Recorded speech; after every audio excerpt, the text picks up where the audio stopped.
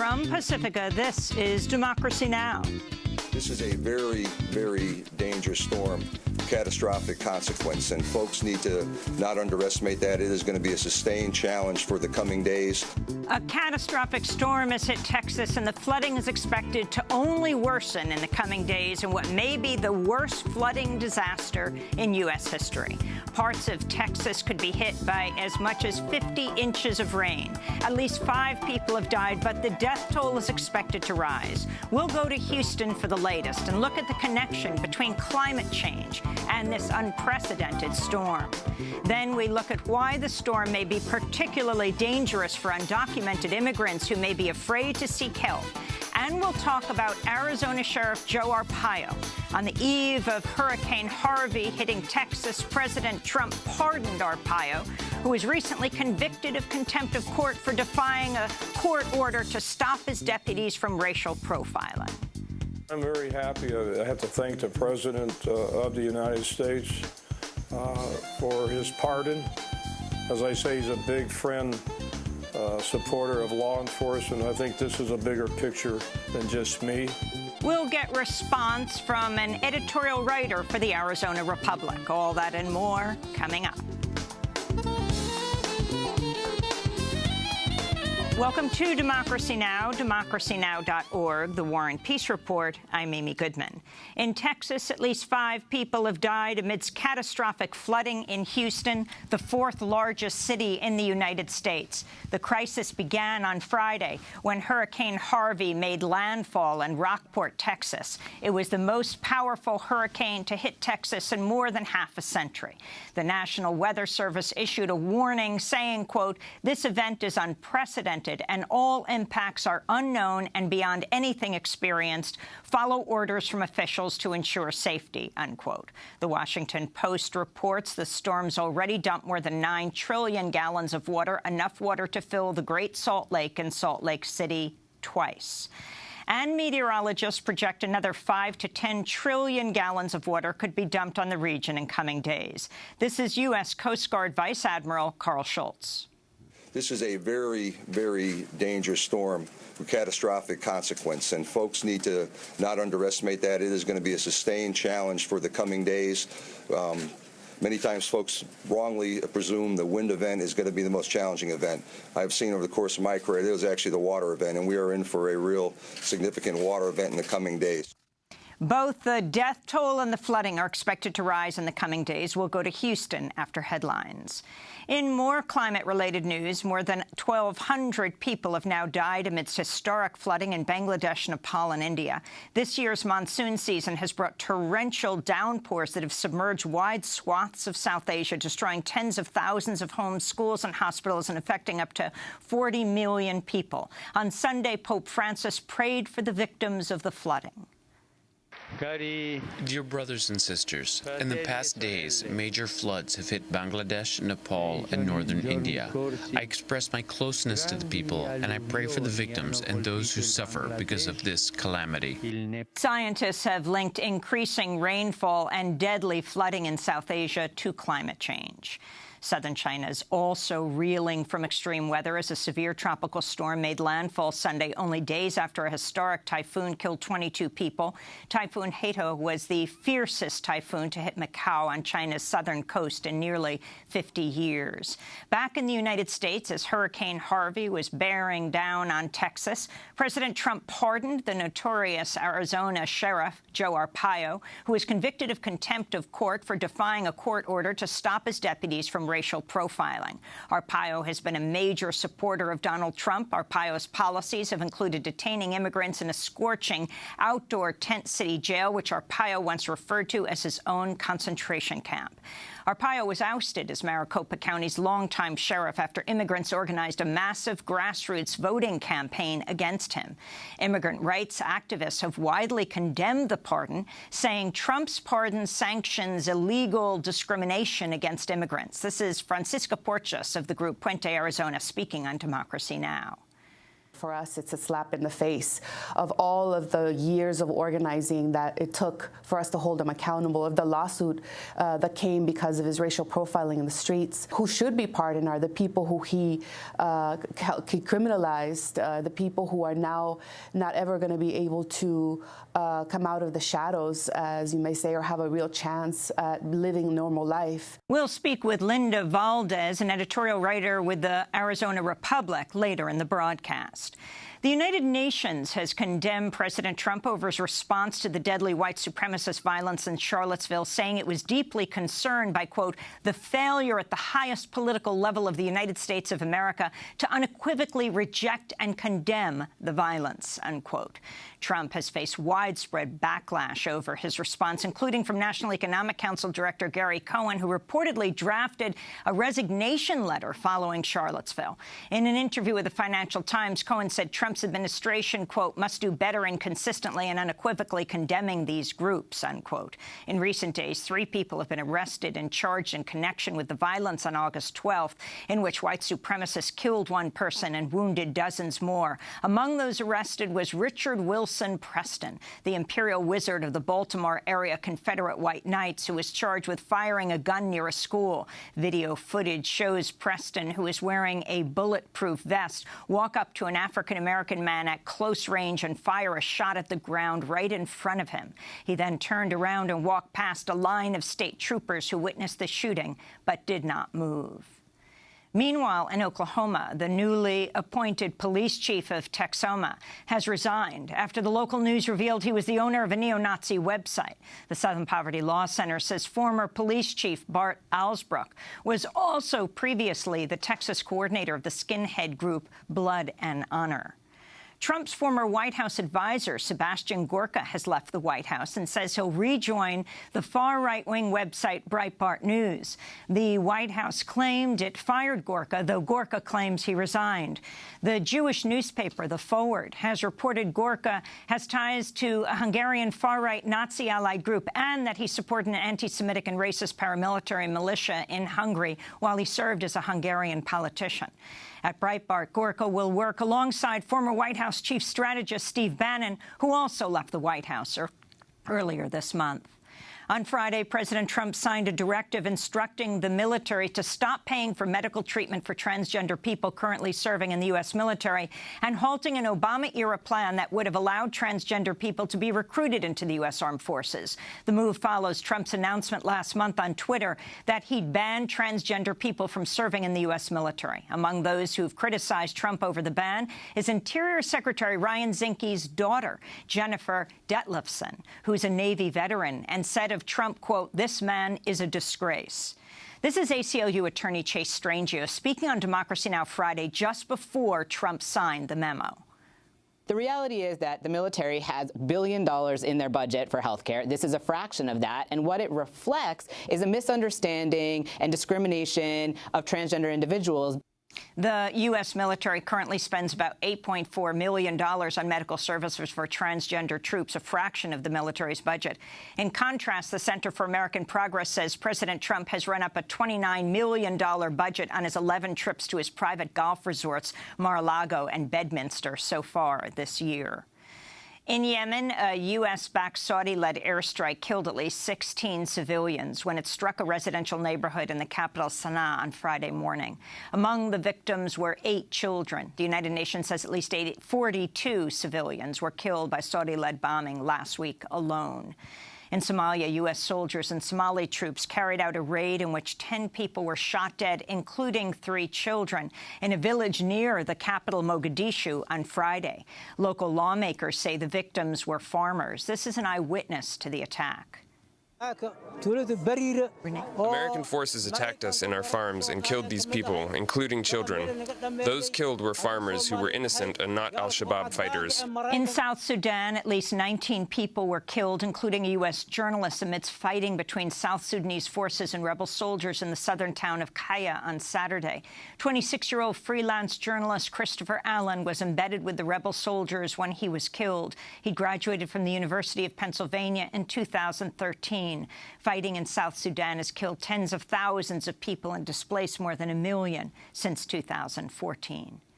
The U.S.-backed Iraqi military says it seized control of Tal Afar from ISIS militants. The 8-day offensive to take control of the city, which sits about 50 miles west of Mosul, was backed by a U.S. bombing campaign.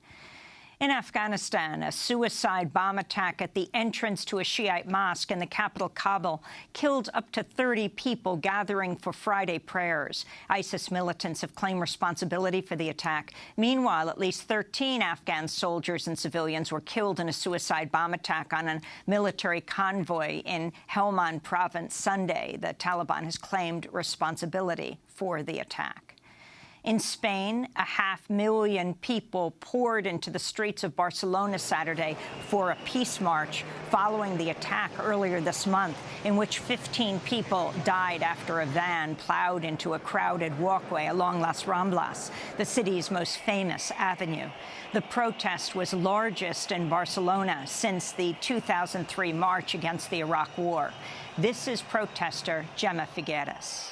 We have to say we are not afraid, but you obviously feel it could happen to you at any time, and that is scary. But fear cannot beat us, and we cannot stand still. We have to show that we keep living. That is what we have to do.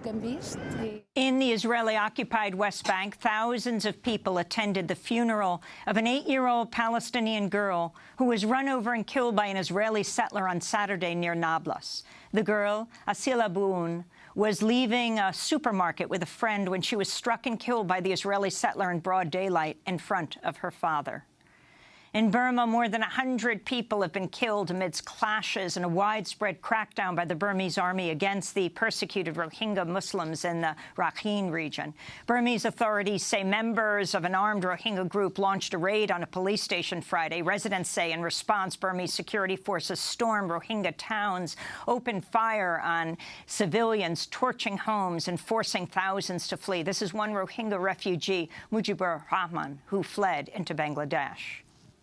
In our village, there was huge fighting, so I have come here, taken shelter near the border, and we want to stay here in Bangladesh because in our country there is much repression, so we are here. We appeal to the Bangladesh government to allow us to stay for some days. After that, when there is peace in our country, we will go back. Rohingyas have long faced persecution and violence in Burma, where they're denied citizenship. In Guatemala, protesters poured into the streets of Guatemala City Sunday to protest against corruption amidst a standoff between Guatemalan President Jimmy Morales and the highest court over whether Morales could expel the head of a UN anti-corruption task force. President Morales ordered the expulsion of Ivan Velasquez, the head of the International Commission Against Impunity in Guatemala Sunday, only days after the commission said the president should be investigated for illegal campaign financing.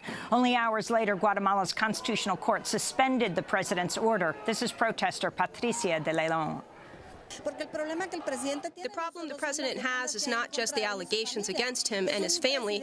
He's a president who has not carried out his duties in these 2 years, and the people of Guatemala are sick of so much poverty, of so much corruption, highways you can't use, children who are malnourished, and there's been no position from this government. Morales is a clown, a buffoon, corrupt. President Morales, a former comedian, was elected in 2016 after massive anti-corruption protests ousted the now-jailed former president, Otto Perez Molina, who is also formerly a U.S.-backed military leader during Guatemala's dirty wars. The Trump administration's imposed new economic sanctions against Venezuela amidst Trump's threats of a possible U.S. military intervention in Venezuela. The sanctions will further restrict Venezuela's ability to borrow money from U.S. creditors, making it possible that Venezuela will default on its debts later this year. The Trump administration slated to lift a ban on the transfer of military equipment to local police departments. The 1033 program was halted after widespread protests and outrage following the local police's military-style occupation of Ferguson, Missouri, amidst the uprising over the police killing of unarmed African-American teen Michael Brown. And in New York City, protesters rallied Friday night at Columbus Circle in Manhattan to demand the 76-foot statue of Christopher Columbus be removed amidst a nationwide movement calling for the removal of statues celebrating the Confederate generals and other racist leaders. Columbus has long faced criticism for opening the door to the European colonization of the Americas, the genocide against Native peoples, and the transatlantic slave trade. Columbus himself enslaved Arawak indigenous people and forcibly trafficked them from the Caribbean to Spain Spain. New York City Mayor Bill de Blasio says he's considering ordering the removal of the Columbus statue in Manhattan. And those are some of the headlines. This is Democracy Now!, democracynow.org, the War and Peace Report. I'm Amy Goodman, joined by Democracy Now!'s Renee Feltz, a Houston native. Good morning, and thank you, Amy, and good morning to all of our listeners and viewers around the country and around the world, and potentially in Houston underwater. A catastrophic storm has hit Houston, Texas, and the flooding is expected to only worsen in the coming days. Houston is the nation's fourth largest city and home to the largest refining and petrochemical complex in the United States. The crisis began on Friday when Hurricane Harvey made landfall in Rockport, Texas. It was the most powerful hurricane to hit the state in more than 50 years. But much of the damage has not been caused by the wind or tides, but by the massive rainfall. Some parts of Texas have already received 30 inches of rain and could top 50 inches. Entire highways in Houston are now underwater. According to the Washington Post, the storm has already dumped more than 9 trillion gallons of water, enough water to fill the Great Salt Lake and Salt Lake City twice. And meteorologists project another 5 to 10 trillion gallons of water could be dumped on the region in coming days, potentially making this the worst flooding disaster in U.S. history. To compound matters, the U.S. Army Corps of Engineers have begun releasing water from 2 large reservoirs, which will increase flooding of homes downtown near Buffalo Bayou, parts of which are already flooded. On Sunday, the National Weather Service released a statement saying, quote, "This event is unprecedented and all impacts are unknown beyond anything experienced," unquote. And the damage has not only been in Houston. FEMA, the Federal Emergency Management Agency, reports the storm has impacted 50 counties in Texas as well as parts of Louisiana. This is Brock Long, FEMA administrator, speaking this morning. Citizens to be involved. Texas, this is a landmark event. We have not seen an event like this. You could not draw this forecast up. You could not dream this forecast up. It's been a very challenging effort for the National Weather Service, who's been putting out great information. We've been telling people that this is coming. It's still ongoing, but you couldn't draw this situation up. The bottom line is that it's going to continue on. We need the whole community, not only the federal government forces, but this is a whole community effort from all levels of government, and it's going to require the citizens getting involved. The storm has caused 5 reported deaths, but the death toll is expected to rise. Thousands of people are still stranded in their homes, waiting to be rescued, many by volunteers who brought their own boats to help. One rescue operation took place at a nursing home in Dickinson, Texas, after a photo went viral showing elderly residents sitting waist-deep in water. Many neighborhoods may be uninhabitable for weeks or longer. The city of Dallas is preparing to turn its convention center into a mega shelter to host some 5,000 evacuees. Displaced residents have also been gathering at the Houston Convention Center. I was in Know Your Park at the training center, and they put us off the bus knee-high water. So when the wind starts blowing, I almost lost my dog. The bike went down the street. HPD officer had seen what was happening, and he came to our aid. If it wasn't for the HPD officer, it would have been swept away. It's believed there are thousands of people at that Houston Convention Center. President Trump's expected to visit the region on Tuesday.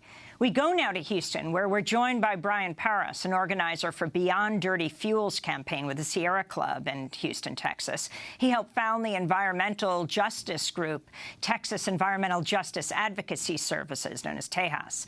And joining us from San Diego, David Helvarg, executive director of Blue Frontier, an ocean conservation group, author of several books, including Rescue Warriors, the U.S. Coast Guard, America's Forgotten Heroes. But let's begin with Brian. In Houston, we're speaking to you on Skype.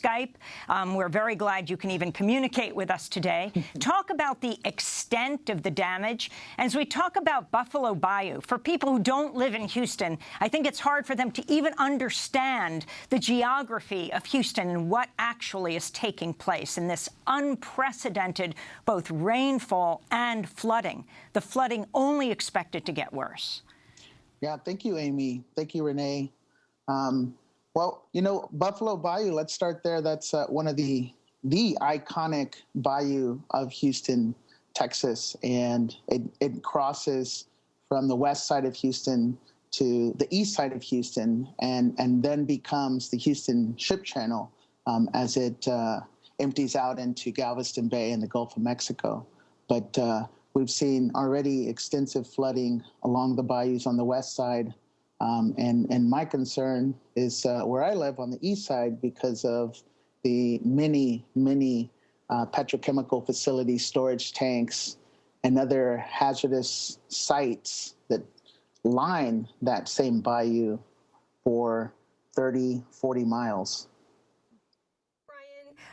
Thanks so much for joining us this morning there from Houston's East End. I wanted to ask you, I know you from KPFT, where I was a news director for many years, including during Hurricane Katrina and Hurricane Rita.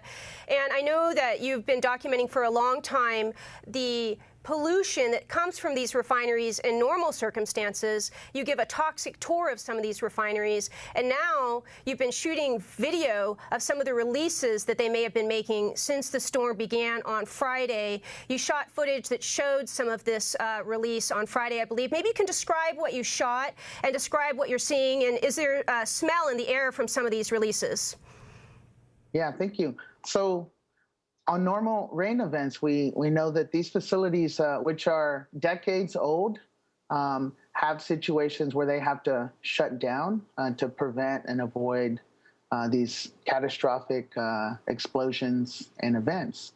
Unfortunately, it happens time and time again. So we are very vigilant about keeping an eye on these facilities because they are often not penalized for doing that either and do nothing to mitigate these situations from happening over and over and over again. So Friday we were out just checking some of these facilities and other sites that we're also concerned about.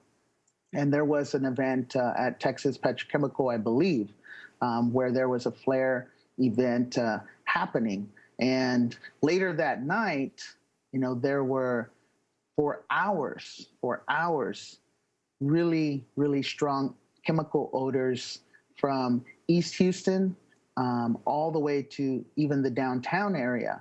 And this was something that was discussed and talked about on social media and, not talked about, not discussed on the news here in Houston. Now, we did hear later that all of the facilities, all of the refineries went into voluntary shutdown mode. And when that happens, they often have to go through the process of burning off these excess chemicals, but it's a dirty burn. So you can see actually the black smoke, and that's what we captured in the pictures and the video. Brian. Unfortunately, that adds, thousands of pounds of cancer-causing chemicals to the air. Brian, can you talk about Houston's underwater Superfund site and what you're concerned about there? And also the disparate impact of a storm. I mean, of course, this is affecting everyone, but especially in areas like you're describing, who lives in these areas. But first, that underwater Superfund site. Right. So there's a very well-known Superfund site underwater with dioxin. It's the San Jacinto waste pits. And a good friend of ours, Jackie, has been doing some work in that area. It's near Baytown, near one of the largest refineries in the country, owned by Exxon. There's also Chevron down the road. And, this bayou, the San Jacinto Bayou, is just another vein of water that pushes out into Galveston Bay. And there was this old legacy pollutants from a paper mill that has, sort of just left their toxins in the ground. And eventually, it was flooded, and there it remains. And the EPA and other agencies are in the process of cleaning that up. But as they go through their long, lengthy process of doing that, we've had several rain events. And each time we have a rain event, this contamination is being spread into communities, homes, neighborhoods, and further exposing more and more people. And we know that we have elevated levels of cancers all along these areas. There have been many reports to show increased rates of childhood leukemia if you live within 2 miles of the Houston Ship Channel, for example. So, the information is out there. We know that these chemicals are causing cancers and other life-debilitating ailments to the people who live adjacent to them.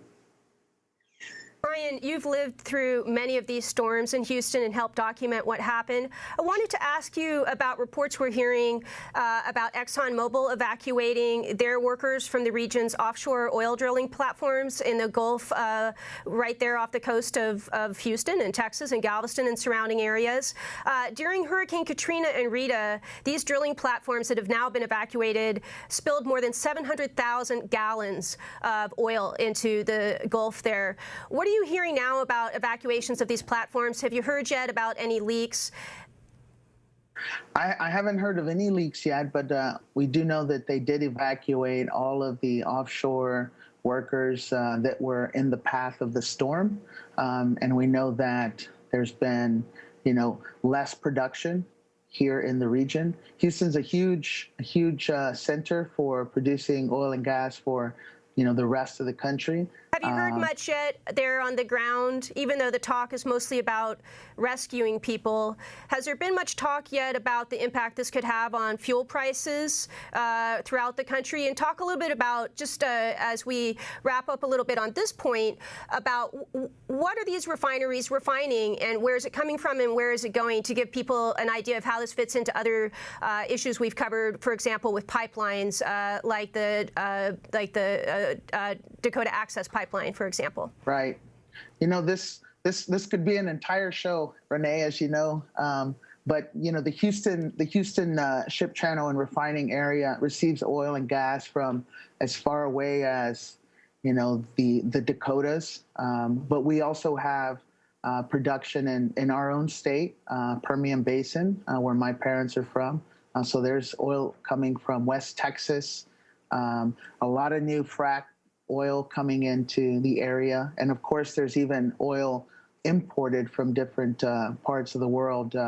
And we've been looking at and concerned about, even increased plans of bringing oil from places like Alberta, Canada, with the tar sands, and more recently, the Dakota Access Pipeline sort of helping aid that. We've got so much here already, and I don't think that they're doing enough dealing with the impacts that we already have seen, which is evident right now. There's no reason why we should be having these flaring events that are literally gassing communities along the ship channel. Finally, Brian, you're using the hashtag #AdjustHarveyRecovery. Explain this hashtag. Yeah, so in New Orleans after Katrina, there was a very, very big lesson learned that the issues of injustice intersect in so many different ways.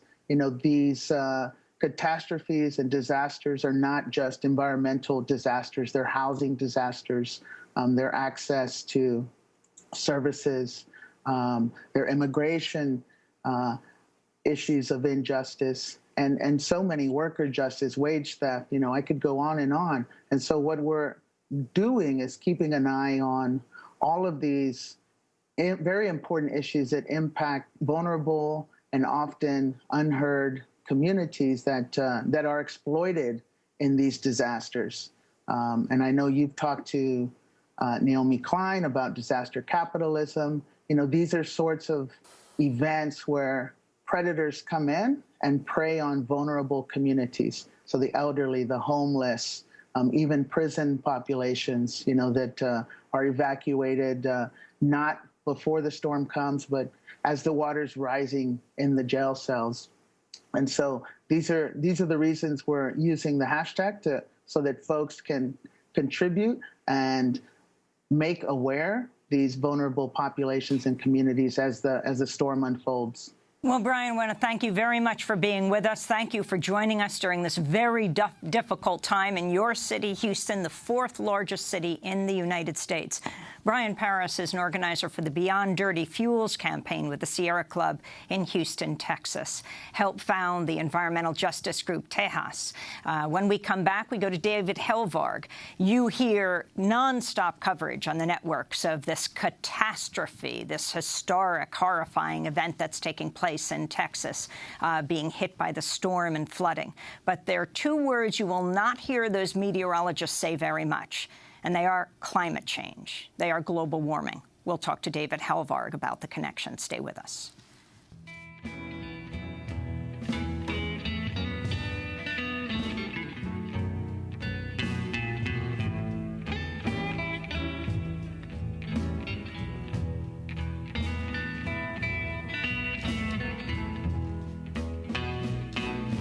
If it keeps on raining,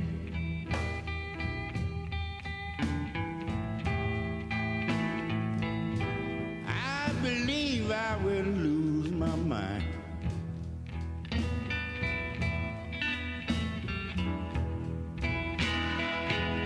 Yes, if it keeps on raining, little girl, I believe I will lose my mind.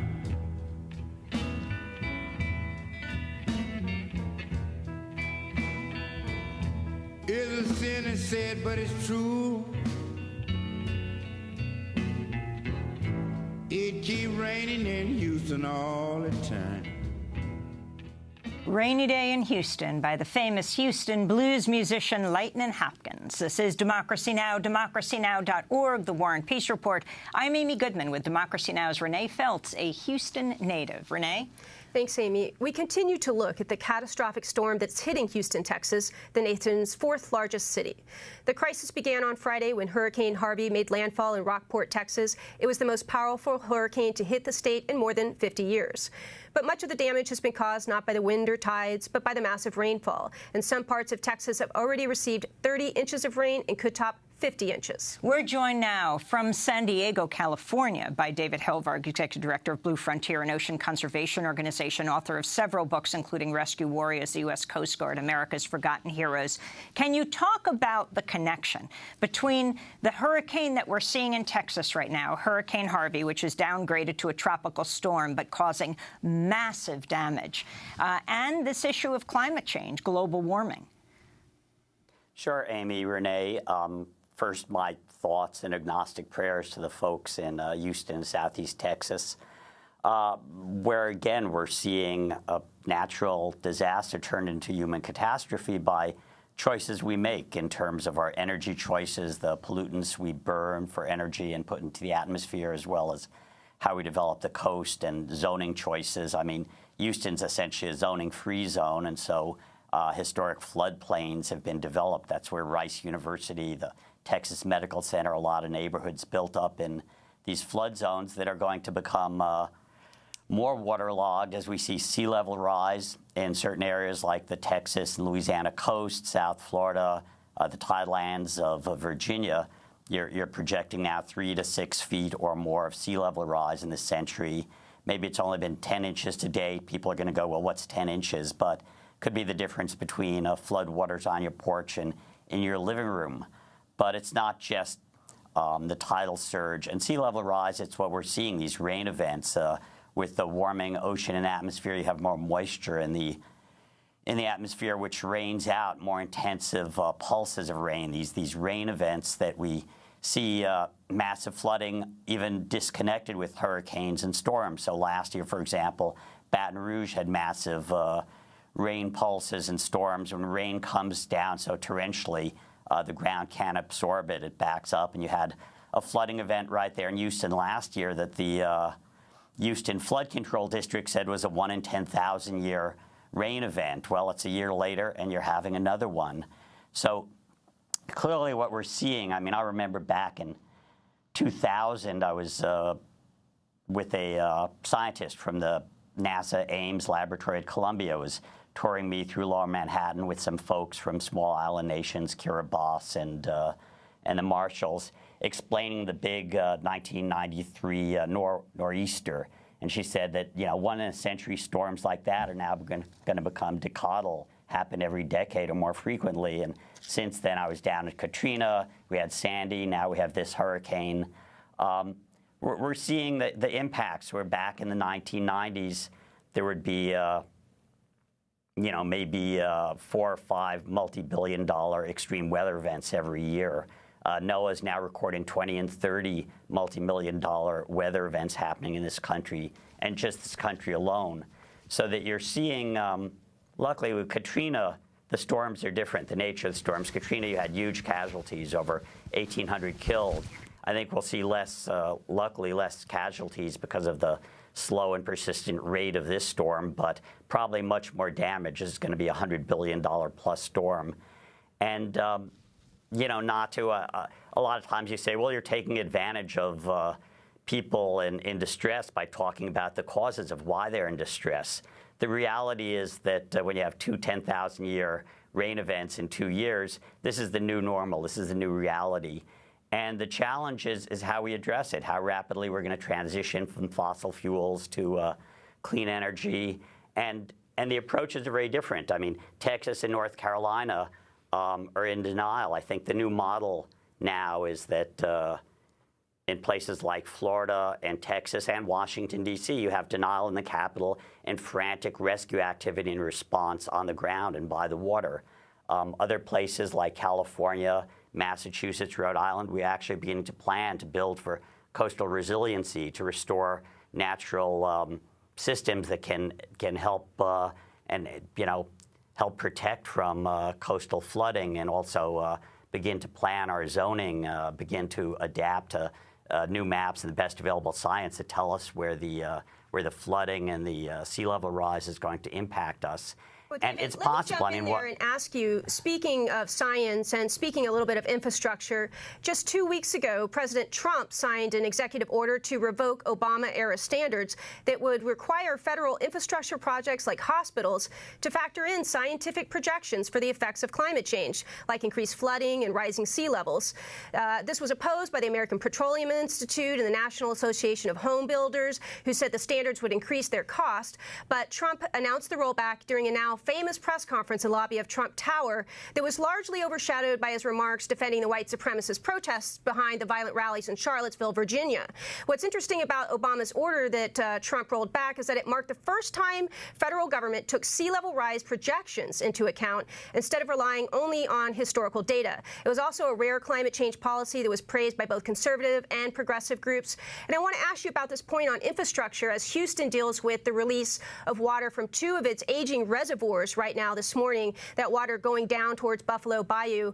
And this question about infrastructure being built to withstand climate change, or this idea that perhaps people who are more climate deniers are saying is, let's just deal with the disaster when it arrives, and that's what we have on our hands in Houston. Can you talk about this issue of infrastructure and climate change?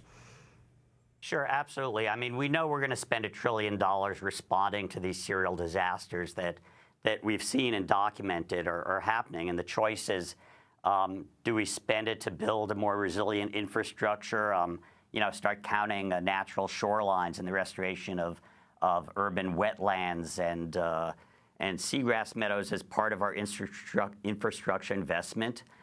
Do we invest in upgrading our wastewater treatment plants? And the reality is it's already happening, but it's happening piecemeal. In South Florida, Miami Beach is investing $400 million to raise their sidewalks and install water pumps.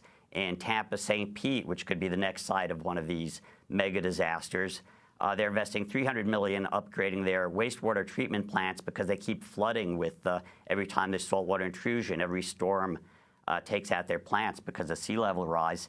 And even in Palm Beach, where Trump has Mar-a-Lago and his Wilbur Ross, his billionaire secretary of commerce, has one of his mansions. The city manager's already put $150 million into water pumps. So we're already investing in infrastructure in response to sea level rise and climate change, but we're clearly not doing it in a planned and coherent manner like we do in California. So we're having to do it from the bottom up. I mean, it's not a coincidence. Everywhere I've gone in the world, you sort of see that anti-democratic regimes that use racism and tribalism to advance their power also tend to be very much in denial of environmental values. And so, you know, our challenge is to move forward with what I call the triple bottom line. I mean, other people call it this, where we have to link our environmental challenges with our economy and with equity. We have to start reinvesting a rapid transition off fossil fuels, the fastest job growth in the energy sectors in wind and solar. We have to find ways that we David, just before we go, I hate to interrupt, but I wanted to ask you about this. Hurricane Harvey's arrival came as Bloomberg News reported that the FEMA director, Brock Long, who just held a news conference on Friday, was pushing for an overhaul of disaster relief so that states, cities, and homeowners bear more of the costs. And I also wanted to ask you very briefly to explain how the petrochemical industry has exploited past natural disasters to its benefit. For example, releasing toxic chemicals that are otherwise too expensive to get rid of. Yeah, unfortunately, there's a history of during storms and other disasters when people aren't watching, industry has released hazardous waste into the floodwaters, essentially to save money. This is just like offshore. The shipping industry will release oily waste into the ocean to save money, and so you have to have really close monitoring at times like this. Luckily, right now, the Coast Guard, along with having its SAR search and rescue helicopters in the air and swift boat rescue teams on the water, I'm sure they also have the strike team out of Mobile, Alabama, that's looking at the pollution. As was said earlier, I mean, the Houston Ship Channel is part of Cancer Alley. It's a huge complex of petrochemical facilities, and it's bizarre that they had a voluntary shutdown. That should have been mandated. And there's a good chance that either accidentally or intentionally, you're going to see a pollution or release, large-scale pollution release because of where this is located. You're certainly going to see a claim of disruption of production, and they're going to jack up gasoline prices. That's just what they do. Well, David Hovarg, we want to thank you for being with us, Executive Director of Blue Frontier, an ocean conservation organization. He's speaking to us from San Diego, California. When we come back, we're going to talk to people in Texas about what happens to undocumented immigrants in times like this. This is Democracy Now! We'll be back in a minute.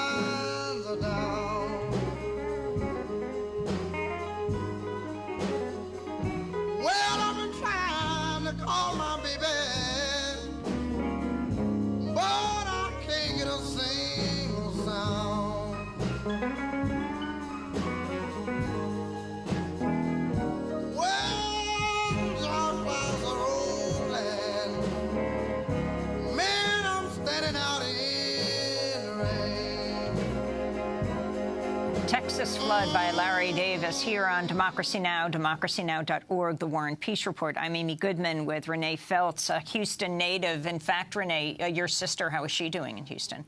Amy, my sister lives near one of the major bayous in Houston, and bayous are not a term many people are familiar with. It's sort of like a river. It's a major area where the water drains, and she also lives near two major freeways where the water goes as well. She's evacuated to friends that live on the third floor of their apartments. So hi, Michelle, and hello to all my friends, and to my former home at KPFT, the Pacifica radio station in Houston, Texas. Well, we turn right now to look at how Hurricane Harvey and the epic flooding disaster has threatened the safety of immigrants in Texas who are afraid afraid to evacuate to shelters or approach authorities to seek help, in part because of a new law set to go into effect Friday that allows police in Texas to ask people they detain for their immigration status. Ahead of the storm, the U.S. Border Patrol said its roadside immigration checkpoints in the state would remain open. The agency later issued a statement that, quote, routine, non-criminal immigration enforcement will not be conducted at evacuation sites or at assistance centers such as shelters and food banks. Texas Governor Greg Abbott later echoed those claims in an interview with MSNBC.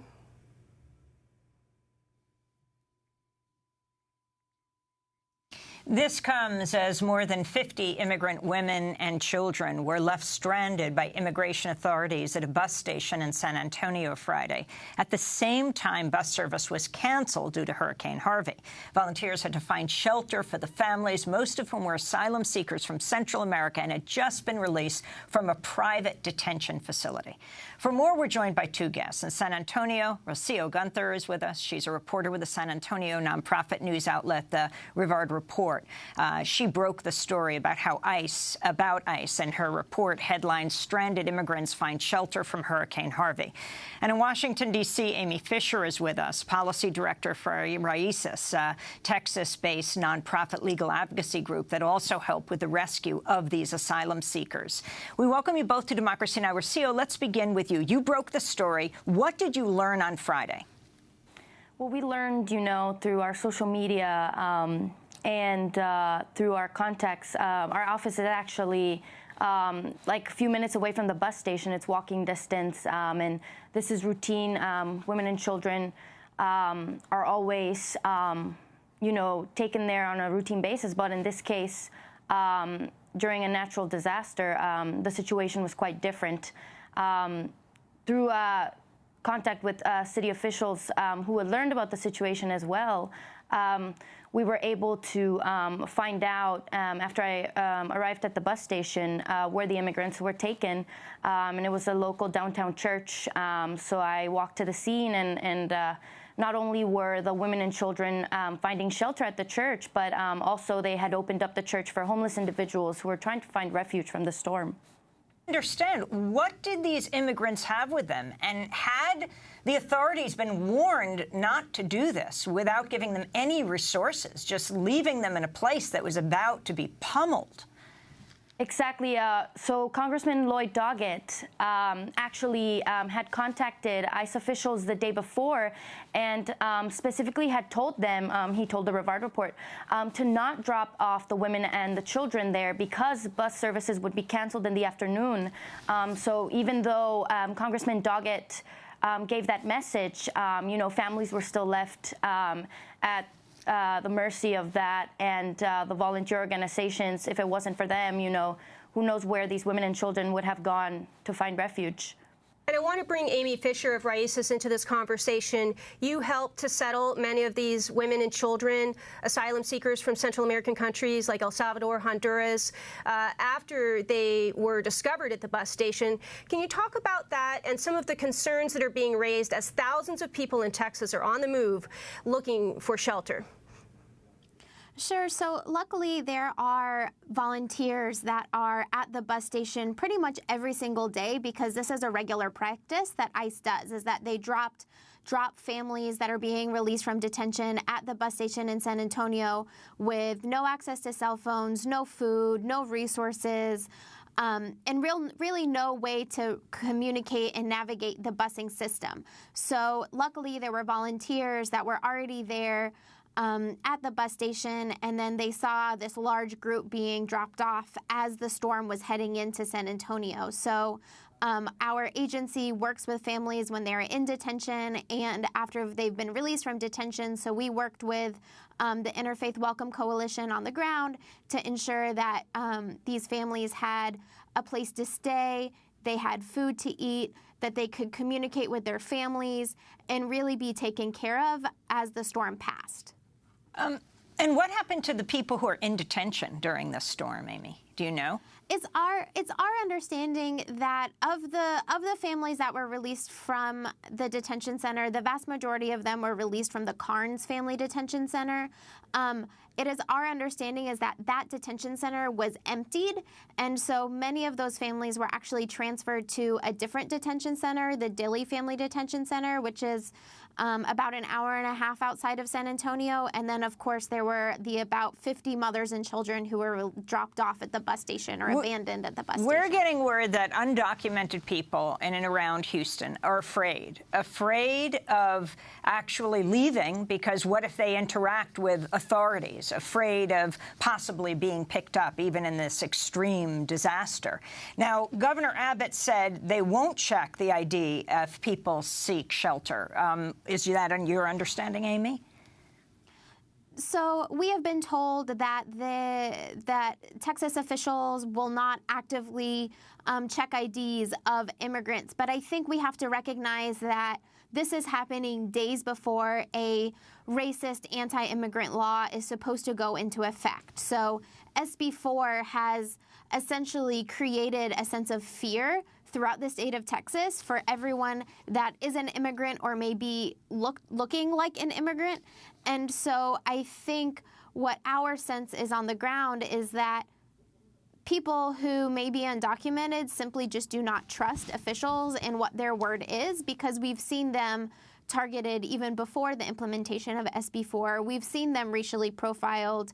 And, you know, a few years ago when Hurricane Sandy hit New York, we saw an announcement from DHS that they would essentially pause immigration enforcement so that no family would have to make the decision between trying to survive a storm or seeking help and being subject to detention and deportation. Well, and that simply did not happen. Amy Fisher, speaking of racial profiling, we're going to move on to our last segment. I want to thank you for being with us, of Raices, and Rocio Gunther, a reporter with the Rivard Report, a San Antonio nonprofit news outlet. We're going to link to your piece.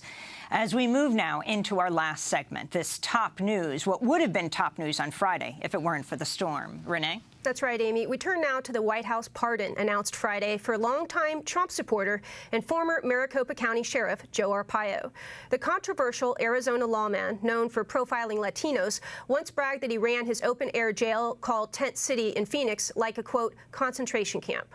Arpaio was first elected in 1992 and voted out of office in November last year after years of civil rights complaints and corruption allegations. In July, a federal judge found Arpaio guilty of contempt of court for defying an order to stop his deputies from detaining people based on their perceived immigration status. He faced up to 6 months in prison at his sentencing, which was originally set for October 5th. In a 2-paragraph statement, President Trump said Arpaio gave, quote, years of admirable service to our nation. Arpaio responded to the news Saturday. I'm very happy. I have to thank the President of the United States for his pardon. As I say, he's a big friend, supporter of law enforcement. I think this is a bigger picture than just me. For more, we go to Tucson, Arizona, where we're joined by Linda Valdez, an editorial board member and columnist at the Arizona Republic, the state's largest newspaper. After President Trump pardoned Sheriff Arpaio, she wrote an editorial for the paper headlined, "Donald Trump just resurrected Joe Arpaio from irrelevance." Linda Valdez, thanks so much for joining us. In these last few minutes, first respond to what message this sends, and then talk about Sheriff Arpaio's history and what he did, this whole issue of racial profiling and racial harassment. Well, as far as the message that it sends a very clear message that Donald Trump is not interested in being the president of all the people of this country. He's interested in being president of a very small Republican base that put him in office. It's the same group of people that has been Joe Arpaio's base of support for many, many years. And it's a very troubling message. It's also a message that says that the President of the United States does not respect the Constitution and the requirement that all people be treated equally under the Constitution. And he doesn't have much respect for the judicial branch of government, because that process, the process under which Arpaio was convicted of criminal contempt of court, that was a judicial process that had been going on for years and years. It had not reached its conclusion. As you pointed out, he was due to be sentenced in October. And by short-circuiting that process, Trump showed contempt for the judiciary system. He showed contempt for the people that took that case to court and sought redress under the law. And he showed contempt for Latinos in Arizona and elsewhere, saying that it is okay to racially profile certain people. But he also showed contempt for all Americans by saying the Constitution isn't what it says it is. I want to ask you about a comment by Arizona Senator and former Republican presidential candidate John McCain. He issued this statement that said, quote, "The president has the authority to make this pardon, but doing so at this time undermines his claim for the respect of rule of law, as Mr. Arpaio has shown no remorse for his actions." Meanwhile, Arpaio told your newspaper, the Arizona Republican, in an interview Friday, that he would not have handled his immigration sweeps any differently, saying, quote, "My guys did nothing wrong, and I didn't do anything wrong." Your response? Well, my response is that that's been Arpaio's MO since the beginning. He's very much like Donald Trump. He does not admit that he makes mistakes. As far as John McCain's quote, it's right on target. I mean, John McCain gets things right, and as far as Trump is concerned, he's been right more than he's been wrong on this issue. And I just wanted to address the point that the president made in his pardon, that Arpaio has given a lot of service. The 20 years that he was sheriff of Maricopa County were not good years as far as a lawman is concerned. He devoted a great deal of energy to his immigration sweeps, which were racially profiling Latinos. In the process, he diverted resources and funding from other important law enforcement processes. There were 400 and plus sexual assault cases that were not investigated by his department. That was brought to light by several media outlets, one of which won a Pulitzer for it. He continued to be reelected, which is something I think you need, where he and Donald Trump are very similar in the people that they appeal to, their inability to express remorse, and the fact that their supporters really don't care about what they do. They are supporting people who do not respect all the people equally in this country. Clearly, Sheriff Arpaio was a very early supporter of Donald Trump. I think Donald Trump brought him up to Iowa. Donald Trump was sending a very significant message here as he sends out this pardon. Aside from talking about what kind of law he wants enforced and not enforced, Linda Valdez, do you think there was something strategic about this, a message to people who may be being investigated right now by Mueller and others, subpoenas going out, that there is a pardon out there for those that support him? Well, that's certainly been suggested, and it certainly would be logical. I think that Trump did send a message that he will stand by the people that are loyal to him. And it is a chilling message that even if the judicial system finds someone culpable, the president doesn't care. So I think it is, and it's also a good distraction. Trump is doing a lot of things to distract people from the Russia investigation, keep his populism going, which is another thing he has in common with Arpaio, is that appeal to the populist base, and basically saying, my people will support me no matter what. And Linda, both of them have said that, and it seems to be true in both cases. In our last 20 seconds, I want to jump in on that point. Since the pardon, Sheriff Joe Arpaio said in an interview with the Associated Press and your newspaper that he may jump back into politics. Do you think he has a chance? Well, he's 85 years old. He's been talking for years about running for governor. He's never done it. In Arizona, I think he may be a spent force, which was our point in the editorial. He was really past. We had recognized here that he was a destructive force. But one never knows these days in politics, Donald Trump proves the old saying, anybody can be president.